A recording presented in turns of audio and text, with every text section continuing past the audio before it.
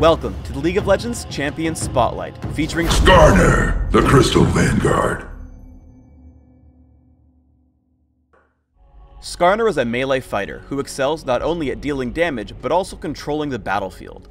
Utilizing basic attacks in addition to his abilities, Skarner is a true hybrid fighter. Skarner's passive is Energize. His basic attacks reduce the cooldowns of all his abilities. His cooldowns are reduced further if he attacks a champion. Crystal Slash damages all nearby enemies. If Crystal Slash has damaged an enemy recently, it will deal bonus damage and also slow enemies it hits. Crystalline Exoskeleton gives Skarner bonus movement and attack speed in addition to a damage blocking shield for a few seconds. If the shield breaks or times out, the speed buffs end. Fracture damages all enemies in a line and tags them with a mark. If Skarner then damages a marked target, he consumes the mark to heal himself. This heal is worth the most on the first mark consumed, and gradually less as you consume more of them.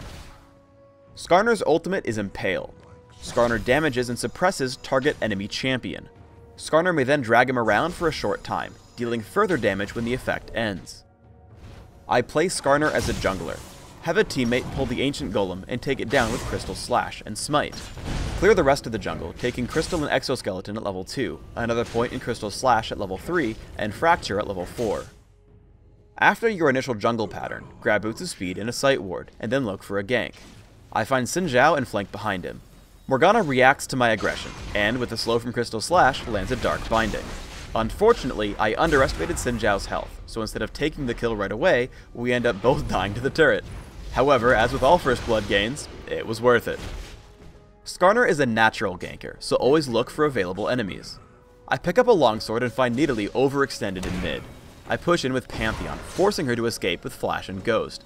I simply loop back around, taking her down with Pantheon's help. I close in with Crystal and Exoskeleton, taking her down with Crystal Slash, Fracture, and my basic attacks. My attacks actually refresh Crystal and Exoskeleton in time to block some turret damage, but unfortunately I still die. Ultimately, because we trade kills and I also got an assist, it was still worth it. When you want to dive an enemy champion at his turret, always try to push out your minion wave. I shove my minions to the turret as Morgana sets up to gank Xin Zhao.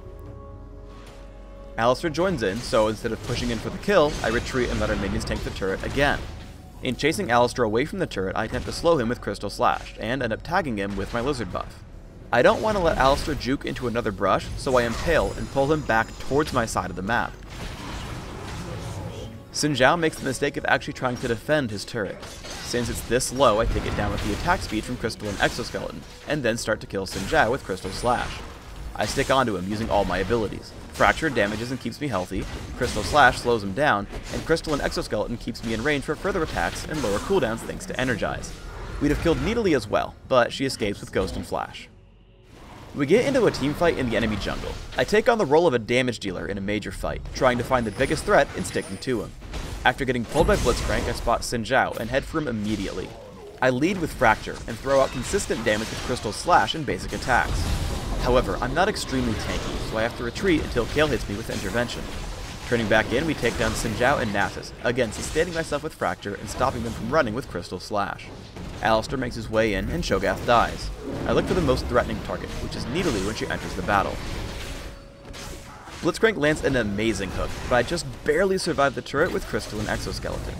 I'm exceptionally afraid of Alistar, so I tag him with Impale just for the suppression.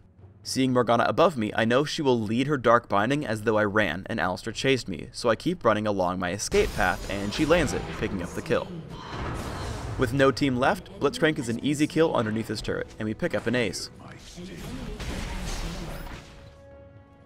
Here Nasus is simply farming without any of us on the map. Once he sees me, he turns around, but Flash, Crystal and Exoskeleton and Trinity Force allow me to catch him. I drag him back to my team with Impale, where he gets hit by a Dark Binding. Because of Crystal Slash, his escape is hopeless, so he accepts his fate and deals as much damage as he can before dying. In the last teamfight, we camp the brush waiting for them. After Morgana gets pulled by Blitzcrank, we charge forward. Immediately I try to stick to Xin Zhao, who's the most threatening target on this side of the fight. As he targets Kale, I pull him away with Impale, taking him down with Crystal Slash. I turn to Nasus, who drops immediately, and then to Alistar after his ultimate ends. As Blitzcrank tries to run, I flash over the wall and slow him with Crystal Slash, allowing us to pick up the kill quite easily. For runes, I take flat damage marks, flat armor seals, magic resist per level glyphs, and flat damage quintessences. This setup allows me a fast and safe jungle run, with defensive stats that keep me durable throughout the game. My masteries are 1, 18, 11, making sure to take all physical damage reduction masteries in defense, and neutral buff duration in utility. I also pick up Smite and Flash for jungle speed and ganking potential. I max Crystal Slash right away for the most damage output and slow.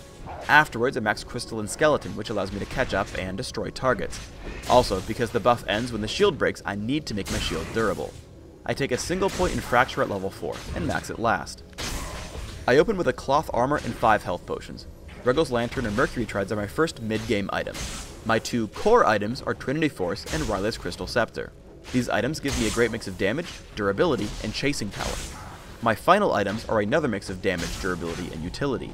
Depending on your needs, you might want to grab Sunfire Cape, Force of Nature, or Hextech Gunblade. Thanks for tuning into the Skarner Champion Spotlight. Please subscribe to the Riot Games YouTube channel up top, and leave us your thoughts in the comments below.